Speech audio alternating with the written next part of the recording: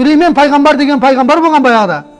Анау әскерімен келе жатса бір құмырсқа дәу тасты, мынадай дәу тасты несімен тістеп тасып жатыр екен жаңағы. Сонда құмырсқа не істеп жатсың десе, мына тауды бітіру керек деп айтады дейді тасты. Бітіріп не істемекші десе, ар жағында әйел құмырсқа бар дейді, неке қиғымыз келіп жатыр дейді. Есіктің алдындағы тасты алып таста деп айтты дейді. О, айналайын сен. Өзі бір құмырсқа білесіздер ғой, мир животных деген программада айтады ғой. Бір құмырсқа бір күрішті бір жыл жейді екен.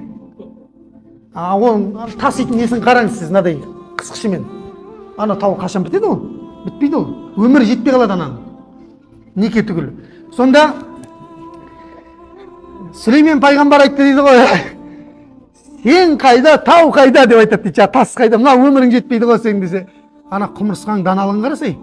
Ей, Сүлеймен деп айтады дейді. Бұл Сүлеймен пайғамбар бүкіл немен сөйлескен ғой, хайуандардың барлығын.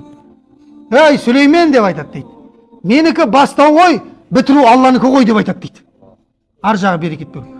Кәдімгідей Сүлеймен пайғамбар ырза болып қалды дейді құмырсқаға ше. Қасындағы әскерге айтты дейді, жыннан болған. Алып тастам мына тасты деп айтады дейді. Ана тасты тас еткізіп алып тастады дейді жын. Сонда құмырсқа күліп тұрып айтады дейді. Көрдің ба Сүлеймен, мен бастадым, Алла өзі бітірді деп айтады дейді.